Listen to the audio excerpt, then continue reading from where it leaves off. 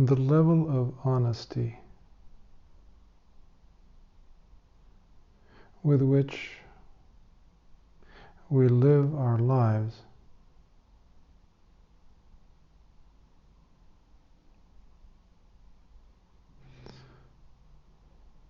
transforms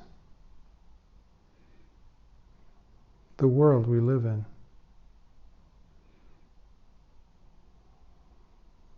As it also transforms the quality of our actions.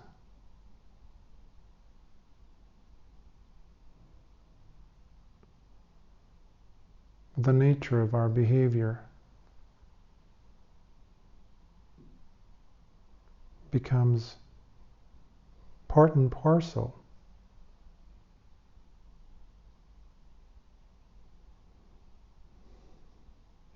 of what we say, of what we think.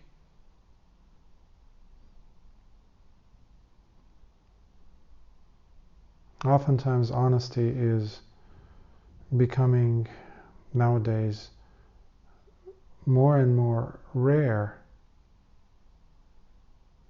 not just towards one another, but also within ourselves.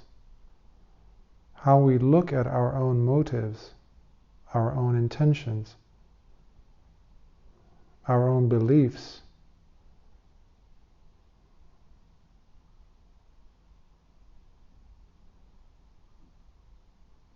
it might be titles, it might be careers, it might be our age, it might be any kind of identification whatsoever that can come and cloud and justify, if you will, by covering up what really matters. And as far as this practice goes, what really matters is a clear understanding of what is healthy, what is wholesome versus what is unhealthy, what is unwholesome. And this is where honesty, our integrity to maintain that honesty, is crucial.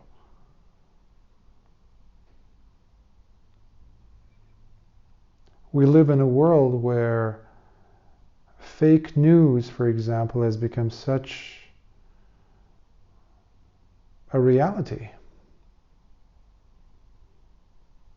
Yesterday I was spending some time watching this interesting documentary on Netflix called The Social Dilemma. And in it, you're seeing all these engineers, former engineers, and researchers, and really notable individuals in the Silicon Valley, having worked at big names in the World Wide Web. For example, Google, YouTube, Instagram, all these different, Facebook, and a number of others. And you could see the dismay on their faces as they're describing the beast that they've created, which they have no ability to control anymore. They've noticed the problem over 10 years ago, and they discuss how, although they nudged each other as to the dilemma that was being created, ethical dilemma, that they were now noticing the beginnings of how it would be unfolding, how information, how the truth is being bent, even broken. Alternative realities are being created in order for the change in the behavior that these different platforms are bringing forth in a person, whereby not only are the people who use these apps, for example, are the consumers, but in fact it's even several steps ahead of that, meaning the behavioral changes that are taking place, whereby there's a promise of more and more profit for the entities that are out to make the most money out of us and the changes that are taking place. And it all comes down to the addictive quality of the habitual patterns, whereby even though a human being is aware that this is a problem, we're still going with it. We still lift the phone and check it.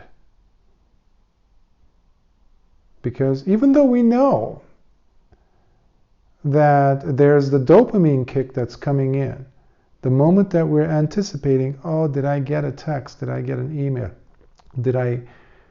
Let me check on this. As we scroll up or down for the next hit, if you will.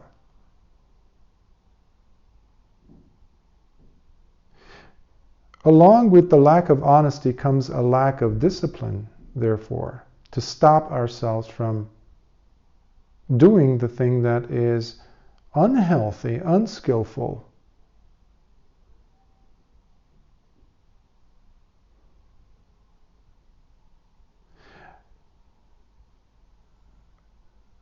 And how much truth is being manipulated.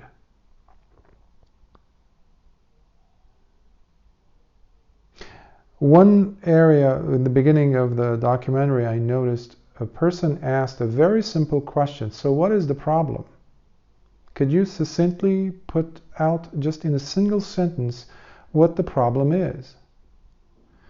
And despite all their knowledge and experience, and I would even say truthfulness in coming forward, being in essence whistleblowers as to what is really taking place, they were scratching their heads. They could not come up with a single sentence to really formulate the problem. They were unable to identify it. But for a practitioner, when you're looking at this whole situation, it's so clear.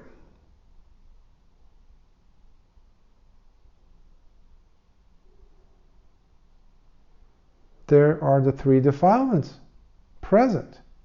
The greed that is there in this person who is a venture capitalist, for example, who is invested in this company, let's say a Facebook or a YouTube or Google, invested financially to support it because of a vision, because of their business plan, business model. Well, what is the business model built upon? Greed. Number one. If you're around in the 80s, there was a movie called Wall Street, where Michael Douglas's character comes up and he's a major stock market mogul, and he stands in front of his stockholders company, I think, all these people sitting there, and he grabs the mic and he says these words. He says, "Greed is good." This became the model of the decades that came after this movie. Greed is good.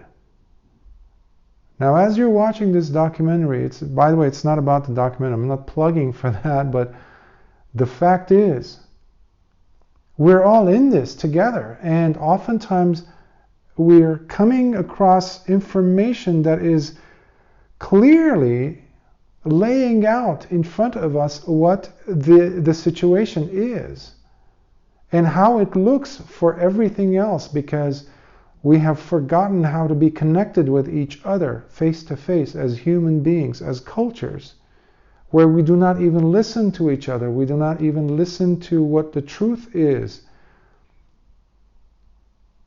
And what is taking place is,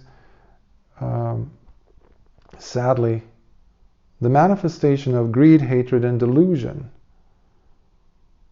Greed, hatred, and delusion. Had I been there and that question came up, it would have been just so simple. If any Buddhist would have told them, it's those three. You remove that. And this is a wonderful mechanism. The internet, the tools. And that is what they're challenged by and with right now. They're trying to come up with an ethical formula to maintain this beast.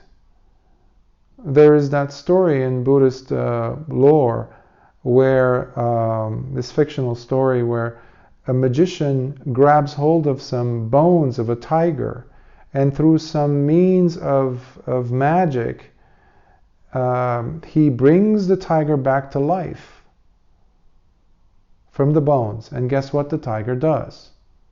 Gobbles him up. Now, is this what we're doomed with or by? Do we have any control over anything, therefore? That's a question that each one of us has to answer for oneself.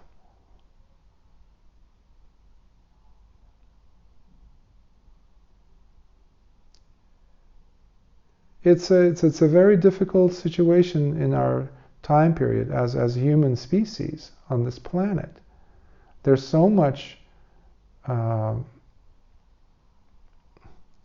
manipulation on such a massive global scale. I recently encountered this myself when I was thanking a major celebrity on social media because he came forward and he stood against aggression and in relation to the situation that's happening in Armenia. And as he was expressing from his own experiences in the past with the Armenian culture and the music, etc., and how unfairly they've been treated as a culture, as a country, I just thanked him. Less than a few hours later, I see all these trolls. I had never encountered such a thing. And it's so sophisticated. And then a day or two later, I find out from another article that actually you can buy, if you're wealthy enough, you can buy the services of major corporations that produce certain algorithms. I think they're called bots or something like that, that can target a certain audience. It's too deep for me to even delve into. It's like, wow. So a person might as well just pull away, because aggression has now taken on a different form based on lies, manipulation of the news, unless you're on the ground, which in my case I am. I see it, I hear it. 2 days ago, I found out that one of my high school friends, he was shot and killed at the front line. And he had volunteered. He had left his home. He has a son, he has a wife. He had moved here from Lebanon because he wanted to pursue his singing career, and he's a tenor. And he just went. And you see these stories and you know what's happening, but not everyone does. So this is in relation to some questions I've been hearing, addressed as a Buddhist practitioner, as a teacher. How would I deal with this? What is the Buddhist stance on war, for example? And I know, KK, you asked a question in relation to that. Would you like to refine the question? Perhaps I'm not representing it properly, as you pointed it out. I was just asking because have never lived in a war-like zone, and I feel that as a bhikkhu, you, of all people, must be the most capable person in terms of dealing with all these things around you.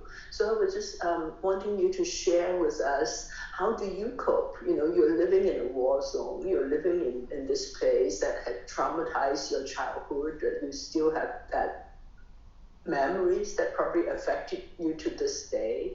So how does so in other words, it's also related to the practice. How does your practice enable you to cope with the situation? And as you just said, we have to cope with daily lies from the newspaper, from the media, from different nations, from our own nation. So even though we are living in a much lesser scale, I mean, it is also a kind of ethical war that we are fighting every day.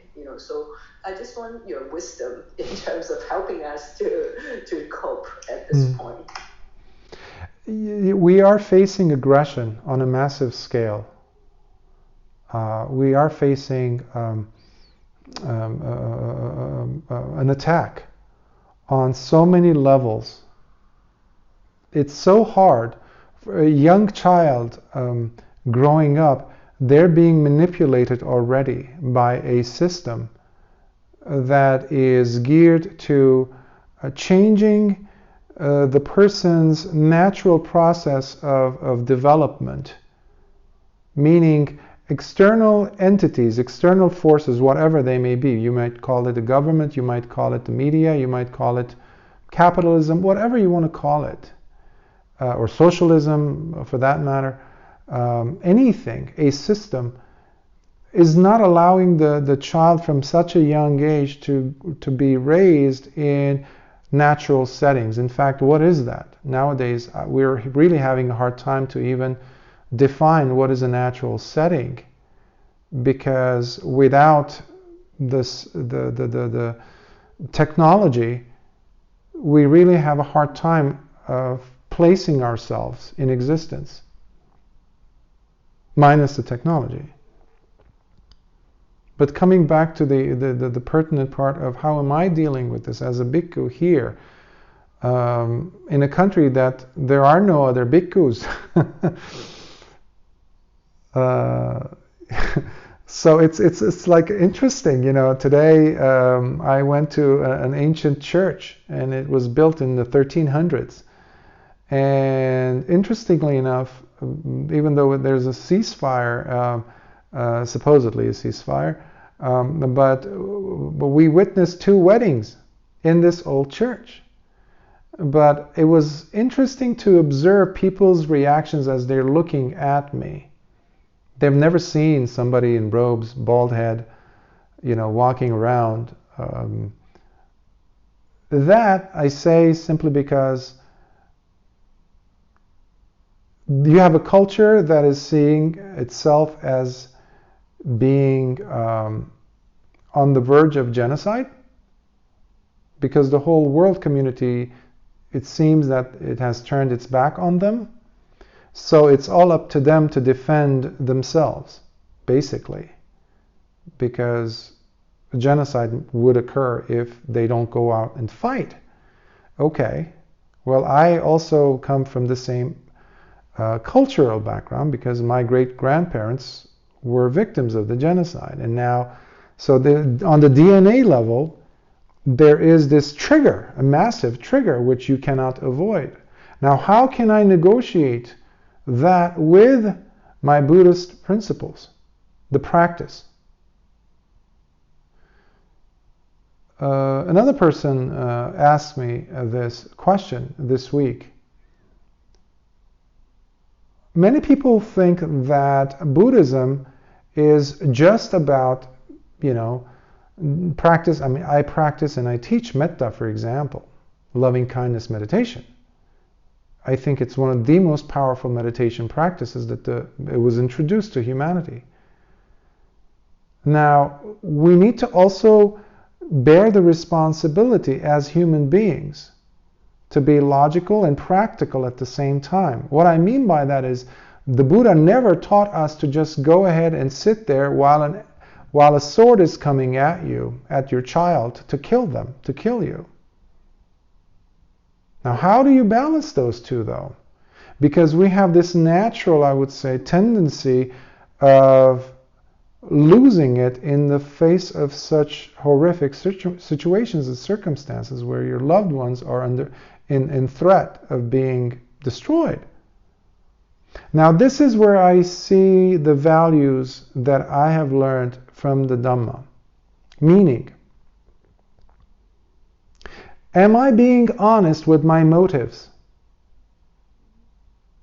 Even when I pick up that stick or metal bar or something and I am trying to respond to this aggressor, am I coming from a place of fear, of aggression, which places me on the same level as they are coming at me with? So what I'm suggesting here is the defensive aspect is absolutely, it's your responsibility as a human being. The Buddha never taught us to just lay down and be butchered. Some people have translated the Buddha's discipline as such. The Buddha taught loving kindness, ahimsa, or non-violence, and that's the end of that. In fact, this was such, to my understanding, such misunderstood to such a level that after the Mauryan kingdom of Emperor Ashoka, things went south from that. India, especially the Dhamma, we had two huge universities, the first universities of the planet, Taxila University and Nalanda. Huge complexes, wealth for humanity. They were destroyed by these forces that were coming in. The Muslims that came in, it was like India's doors were open in a sense, because after the Emperor Ashoka's kingdom, because he was so driven by the principles of Dhamma. If you look at his edicts all around India, where we learn so much about the Dhamma actually thanks to his edicts, these huge pillars, where he had inscriptions of the Dhamma and why he had turned his life around from being such a go-getter type of an emperor, killing his own relatives, cousins, that he turned his life around because of the beauty of the Dhamma. Now, many people misunderstood, to my way of having researched this, I see how we can go from one extreme to the next. So it behooves upon us to defend ourselves, our principles. To make a stand is not non-Buddhist. To have a stance is actually our responsibility as human beings, first and foremost. If it goes against our principles, then by all means we need to stand up and let the world know that, hey, this is not okay. So long as we are not turning into another form of aggression. That's why in the past, people in audiences, members have asked me, how can you say that it's all about the person? Why shouldn't we be out there marching and protesting against this and that? Of course we should protest in a way, though, not to make ourselves equal to the aggressors. Meaning, is there within the person, within me, and this is how I would like to answer your question, is there within me, despite all these factors that I'm cognizant of, is there within me the defilements with which the enemy is coming at me? Or can I look at the enemy, let's say the Azerbaijani or the Turkish ruling entities, the heads of their states that have a tremendously bad history of abuse of their own people and other people as well. Can I look at them and radiate metta to them? This is the very simple example that I would give students. In fact, I tried it this week on myself. Now, these are the same people that keep on saying the genocide didn't happen. My own family, the reason why we are stuck in the diaspora or left out there and having to start from scratch, all the generations that came before me after the genocide, these people advocate for that to happen again. So can I look at such a person with eyes of metta and really, really wish them well? Can I see this person truly smiling? Can I wish upon them that much love? And if I can, and still stand up and say, you know, I really want you to go home to your loved ones and hug them truthfully, lovingly, carefully, and just have that moment of joy. But at the same time, I cannot agree with what you're doing when you're not at your loved one's home, for example. Can I wish upon you so much good that would bring life to a dead piece of wood? Can I really give you that much metta, share that much metta with you? And this is where I can find the beauty of the Dhamma, where despite all of the things that I've said, I can still stand up and against an individual like that and still shower them with metta and still defend.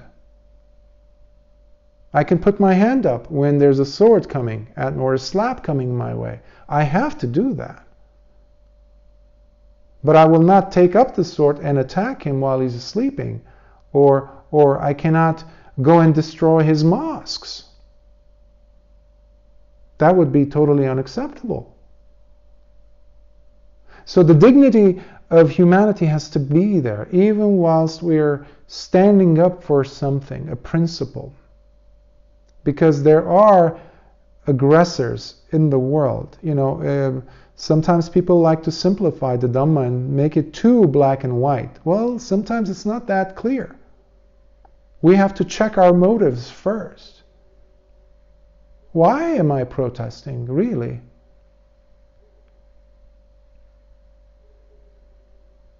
Is there aggression in my tone? Is there aggression in my intention?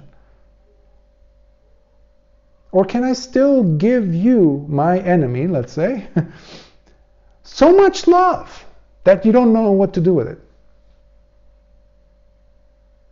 So this is the balance. This requires tremendous amount of emotional maturity, I must say, that each of us have to muster within ourselves.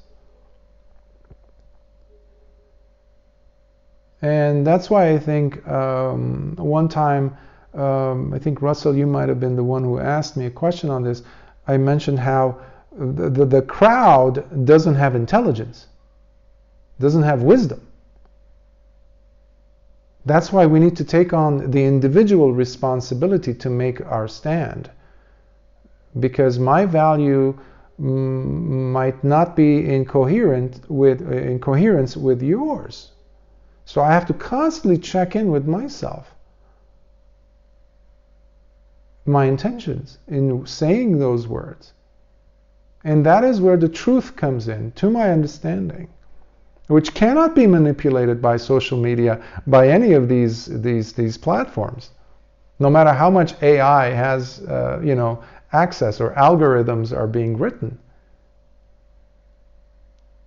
Because our own thoughts are being dictated by these algorithms, which is very scary as to the future of our species. And so it's something that I think as practitioners, as Buddhist practitioners specifically, we really have an advantage because of the teachings of the Buddha, but at the same time have a bigger responsibility to enact those principles in our lives. And that is how I am trying to deal with my current situation here. So I hope that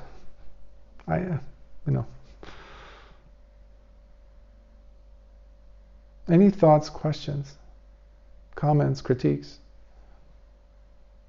Yes. So just some comments, as I have been trying to develop a feeling of loving kindness while I've been doing my meditation, especially the twin meditation, and it certainly didn't come easily for me, and it took actually a long time before I realized that I wasn't doing it. Mm. And what I found is that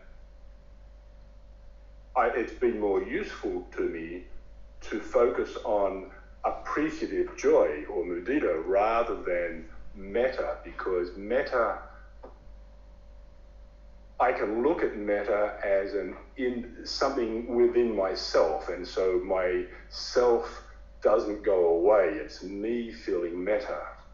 But when I look at appreciative joy, and it's the joy for other people, if I can develop a feeling of appreciative joy for others, then not only do I have that feeling of warmth and goodness and love that comes from within me, but my focus is on others and myself disappears. And just on the topic that you were discussing about how can we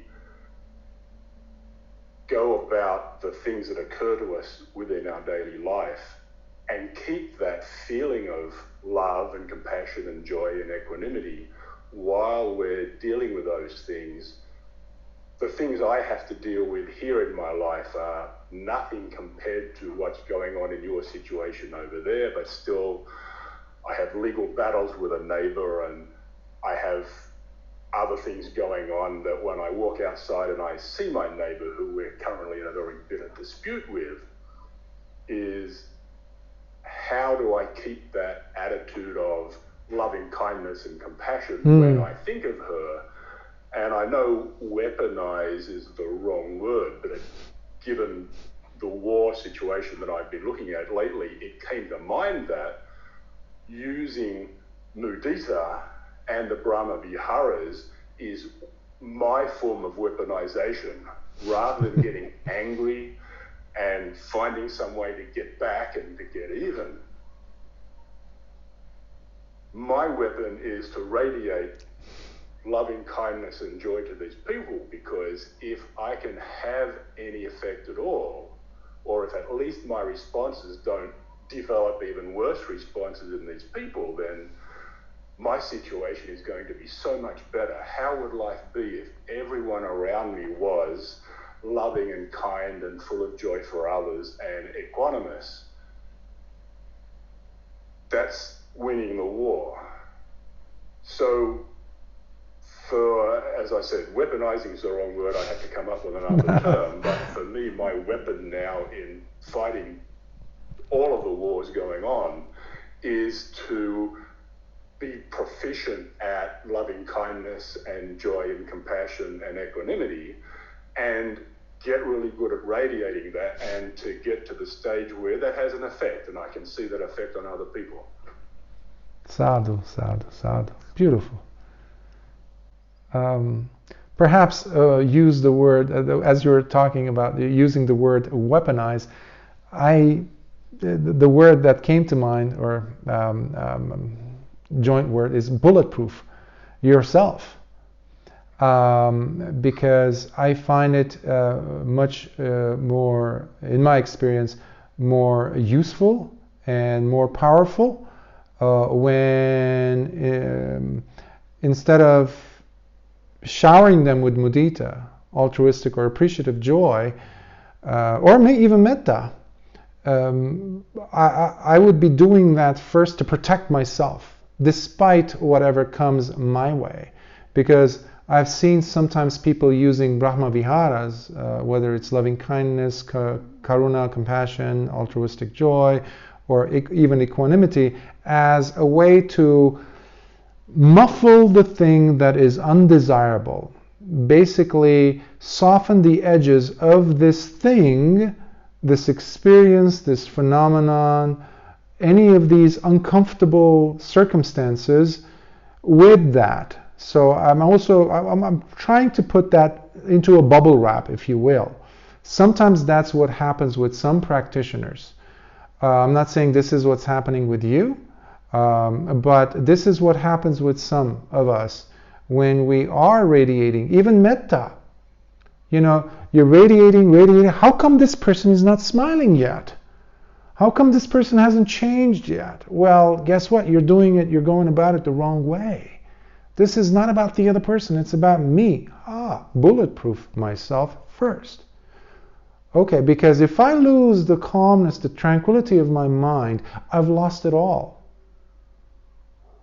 Because, I don't know, this person might do, gesture, or say something that could completely throw me in a loop.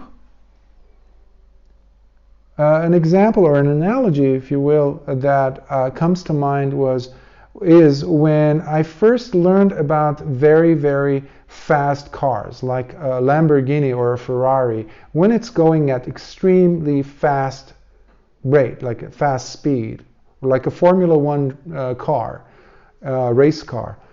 And they said the driver has to be extremely careful, even from tiny little pebbles that might be on the runway, on the track.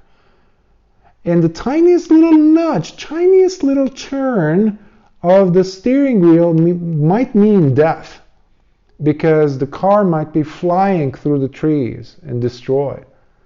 So that, as a kid, that got me thinking, like, how could that be? The tiniest little movement. Well, when you think about the velocity and all the other variables at play, the speed, similarly, we need to be very careful that the intensity of the moment, despite your well intentions in bringing about a good state of affair at the end of the day, meaning may all living beings really be happy, which is a genuine feeling. But sometimes the situation is so loaded, is so like a keg of black powder, waiting to go off. But there is that desire within me. I want you to be not so evil. Can't you just look at me with a smile instead of flipping me off every morning when I pass by you? I don't want anything from you. I just want you to be happy. Oh no, you're still the Grinch. That throws me in a loop. I'll become that Ferrari now flying through the trees. I lost it. Why? Because I was not watching my state of mind. Instead, I was longing for this other state of affairs to take place. Albeit it was well-intentioned. I might have shared this image, this old story of the man, the two neighbors, two villagers, one of them who gets fed up with the world, and he goes and buys every piece of leather he finds in the village, to the point where he's about to sell his farm to buy more leather. And his friend comes to his rescue and he says, "What are you doing? These are all your life savings. What are you doing?" He says, "I'm fed up with the world. I'm going to cover the whole entire surface of the planet with leather so that when I walk, I won't be stepping on jagged surfaces." And his friend jumps in and cuts a piece of leather for each of his feet and puts them on. He says, "Go ahead, walk anywhere you want on the planet. You pick the jagged surfaces. Everything's going to be fine." Meaning bulletproofing oneself.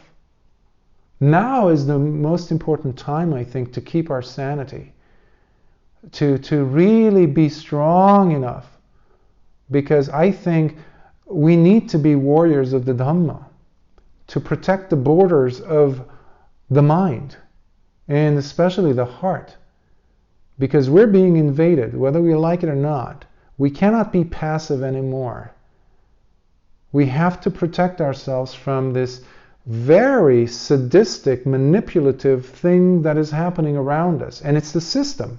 Even the engineers, like I mentioned about like Google and all those, they've lost control. No one's at the helm. The only way they're defending their own families now is by completely eliminating the usage of technology up until a certain age that their children have reached, let's say in high school. That's when they give them an iPad, for example. Or limiting the amount of time they spend on online every day. Even that is something. So we need to protect ourselves. And one of the best ways to do that is by checking in ourselves and seeing how honest am I with my intentions. 2, it's a branching off of the first one. Are the defilements there in my intentions? Am I really wanting to manipulate the situation, wanting to bring in something that is much more pleasing to me? Am I trying to turn this planet into a heaven, which is a failed attempt? Sorry to say. This planet, this realm has never been designed to be a realm, a heavenly realm. But we shouldn't, that should not mean that we should stop trying to change the world around us, of course. But our happiness need not depend on the realization of that goal. Because the heavenly realms are there, and they're called heavenly realms or Brahma realms for a reason. Hell realms are called hell realms for a reason. We happen to be in the Goldilocks level. We have just enough of each, hopefully. Hopefully. But see, it seems that things are not going, that well recently, at least in our mind, to protect ourselves, weaponizing or bulletproofing ourselves with the Brahma Viharas, I think, is a huge asset that many people don't have access to. So if my suggestion, a practical way perhaps, of approaching your situation would be, despite the fact that my neighbor is flipping me off every day.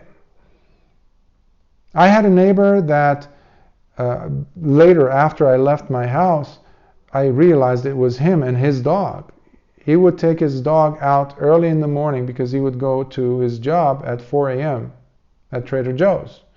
But before he did that, he would walk his dog. Well, he would open my gate, bring his dog over on my freshly green grass that I would take really good care of, and have the dog, answer the call of nature. And every morning I would wake up to that. But he would seem to be such a good neighbor. Until later on I realized. And he had done other things, like cut off the sprinkler connector line. My gardener had to find out. Meanwhile, I was, I still send him some loving kindness.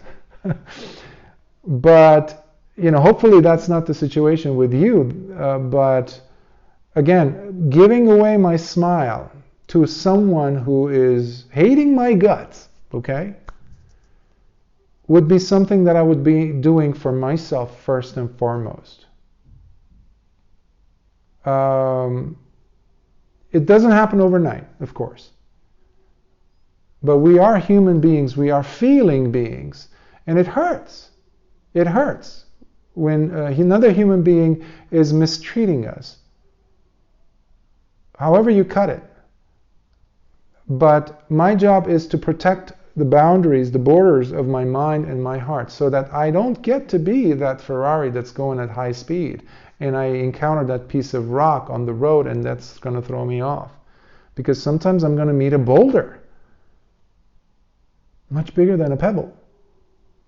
How will I deal with that? When old age really gets bad, when my legs don't work, when I'm stuck in bed, I'm hit with cancer, let's say, or even worse, Alzheimer's. How am I going to deal with that? Because this is the reason why I say that life is a preparation. And we have the best tool, as far as I know, the Dhamma, to enable us, to strengthen us.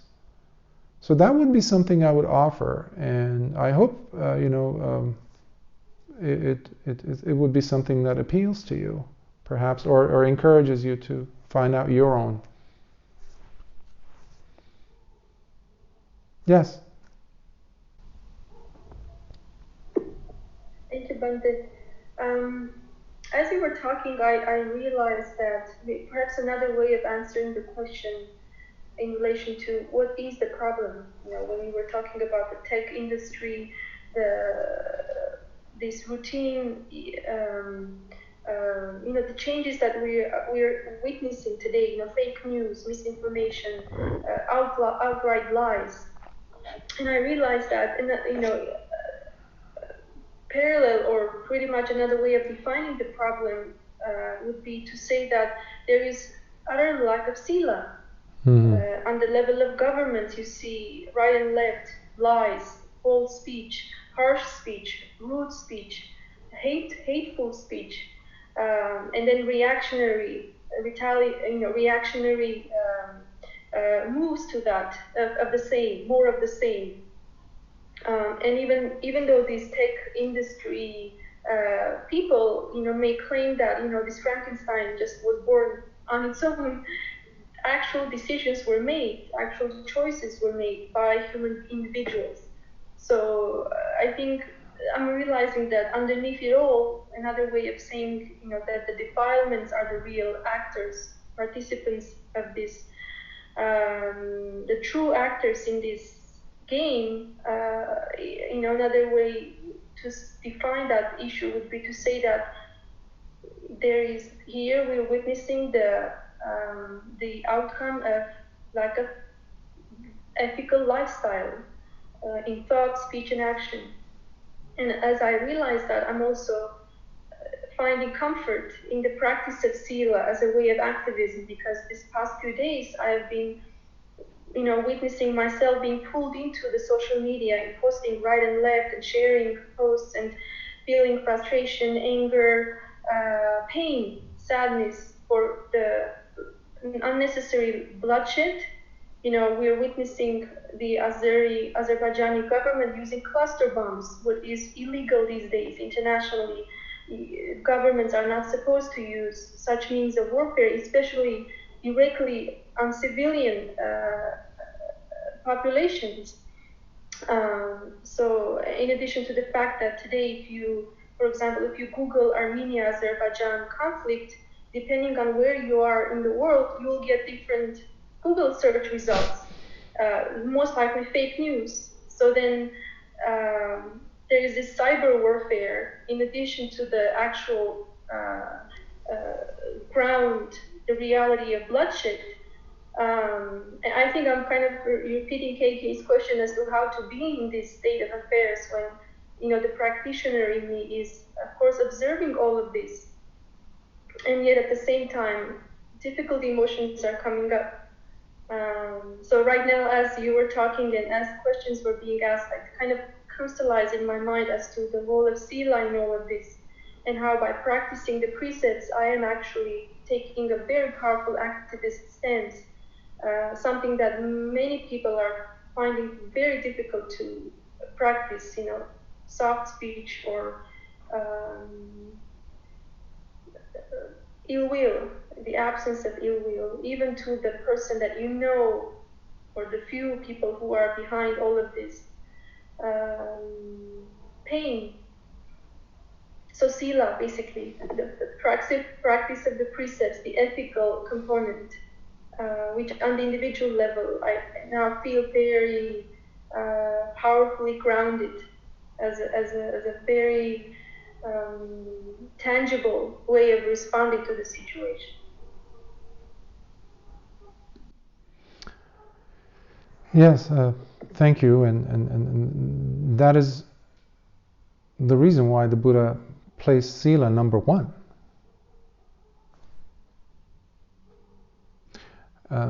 If you even forget about this war, global geopolitical situations, just look at it in terms of the Dhamma.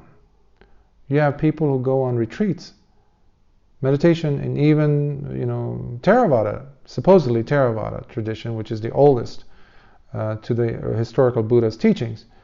You have 10-day retreats where there's no sila. I mean, they're not taking the sila, they're not taking the precepts. It is mandatory for us to remind the mind of taking precepts. Otherwise, how would you know?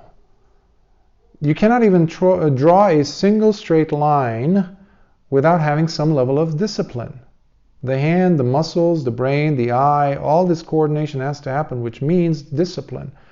And you're right, I agree with you about sila. When sila is absent, that engineer is not going to pause to consider. But when he has now few children to worry about their upbringing, all of a sudden ethical issues come up. They're no longer out to get that 6 or 7 figure salary that they were easily offered because of their ingenious thoughts and business models that they offered at this big executive meetings. But now, something more valuable is on the line for them. Which I'm glad it is, because now they're like pulling themselves, okay, restraint, the Buddha called that also, padana. So one of the four right efforts, the right efforts are all about control, oneself, not someone outside of you. So sila begins to prepare the ground, to protect yourself. It's like the edges of your plate, where you know that's where the food is going to be, inside of that boundary, drawing a certain boundary around ourselves. And to throw away that into the wind, it's that's what's been happening for a few decades in the world. And we are so quick at blaming, and now we blame AI as if it just came about on its own. Yes, it is an intelligence that can come out of variables, though, variables that we have created, brought forth. But even AI can actually learn sila if we program that in, create the proper algorithm for it. So, I don't know, I've heard once that a robot is unable to lie. I don't know if that is true or not. I'm not an expert in AI by any means, but I hope that is true. And Greg is shaking his head.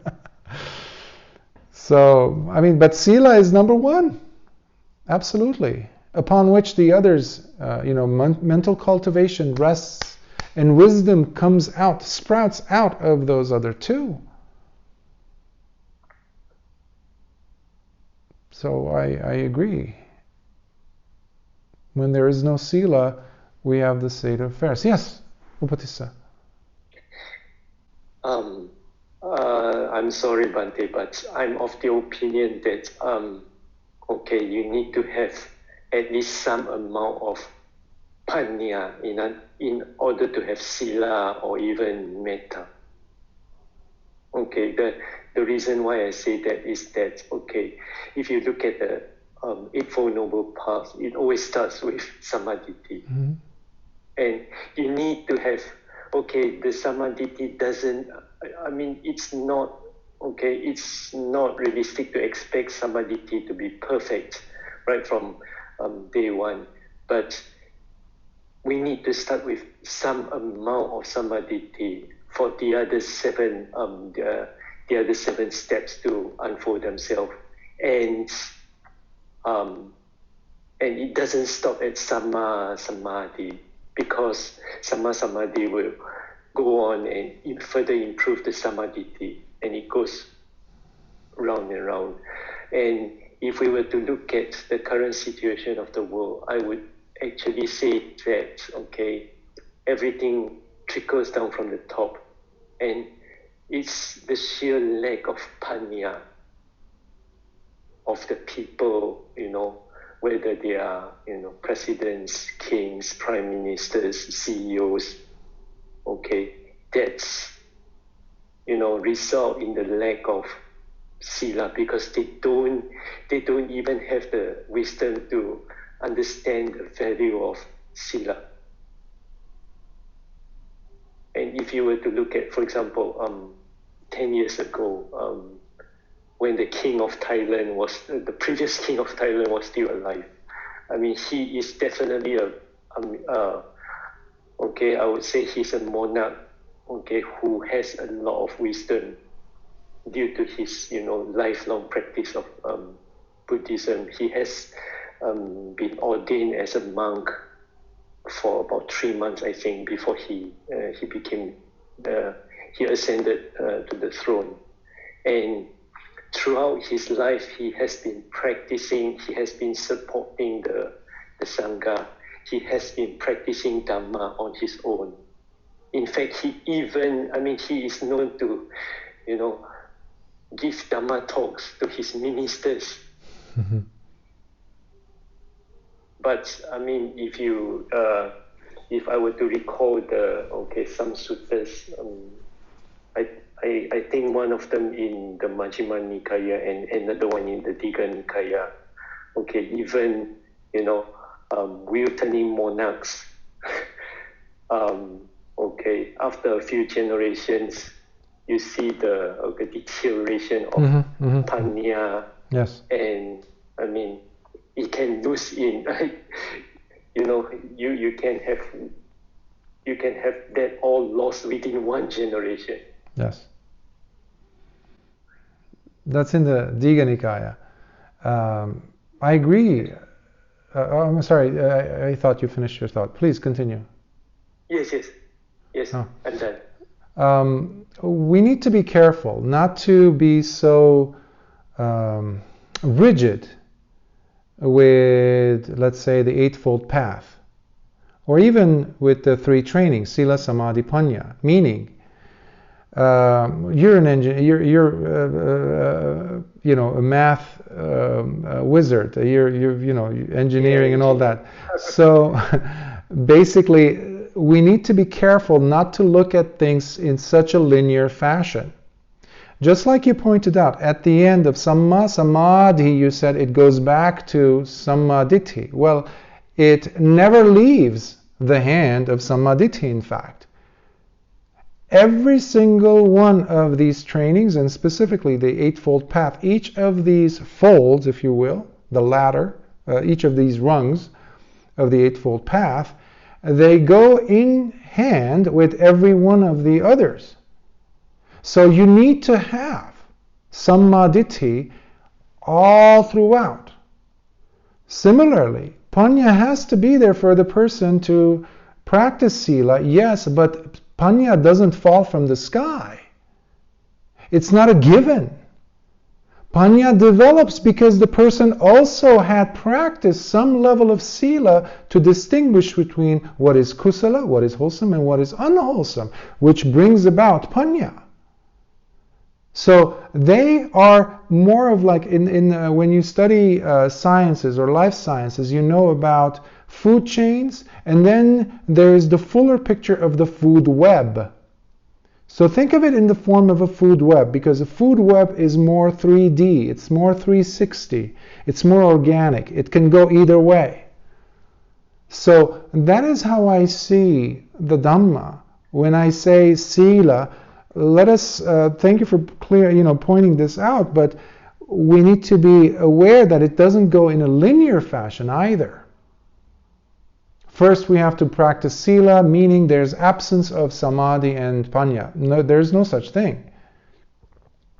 When the person is practicing Sila, immediately they do experience some level of calmness of mind. Because guess what? The person doesn't have remorse. Because they didn't break the precept. They didn't put their hand into the cookie jar when they're not supposed to. And now sitting in meditation, their mind is no longer agitated. There is Samadhi, easier. And then there is the realization, the insight comes in. Oh, look at me, I'm not agitated. Oh, I see. They work hand in hand. So if we approach it in that fashion, it's such a beautiful thing. Every day I am so thankful for having encountered the Dhamma. Because it's so full, it's so complete. And that's why I giggle and laugh in sadness when I see people saying that the teaching that the Buddha gave, the historical Buddha, the teachings that he gave, was not enough. And that's why you had to bring in later Mahayana and Vajrayana to kind of add more things, and this is what the Buddha meant, etc., etc. The Buddha didn't completely give us the whole picture type of a story, which is something I consider to be utter nonsense. Because everything that you need is right there. And that's why the Buddha always taught with his hands open. He said, I never kept anything from you. There's no secret. There's nothing esoteric or mystical about this path. It's so beautiful. It's so complete. Now, can we practice that? That is the challenge. So I wholeheartedly accept your comments, all of yours, because this is wonderful engagement. This is actually keeping the Dhamma alive. Because you're using the laboratory of your own life, your own personal unique experiences in life, to test the theories of this one teacher from 2,000, almost 600 years ago in your own life, to see if it's genuine, if it's true, if it's not. And that, look at the audacity of the teacher to begin with, to give us that tool. And I think a good way to return the favor to the teacher is to live with honesty and integrity towards ourselves, our intentions, and what do we really need to do in our lives during this very short time period that we have of our lives. What can we do? How can we live it? Can we bring these principles to life in our lives, and therefore wear those leather shoes and protect ourselves, whether we wear bulletproof vests of Brahma Viharas or weaponized Brahma Viharas? Is the mind calm and tranquil? Is the heart steady, silent but completely open, completely available? The epitome of courage. So that is what I would like to share with you today. Thank you for patiently being here. And of course, if you have any questions, you can email me and I'll address it. I think it's time for us. We're a little bit over, but it's okay. Let us share some merits. May suffering ones be suffering free, and the fear-struck fearless be. May the grieving shed all grief, and may all beings find health relief. May all beings share in these merits that we have thus acquired, for the achievement of all kinds of happiness. May beings inhabiting space and earth, devas and nagas of mighty power, share in these merits of ours. May they long protect the Buddha's dispensation. Sadhu, sadhu, sadhu. Be well. May that smile never leave your faces and your hearts. And may it infect every one of the people that you meet. Be well. See you next time.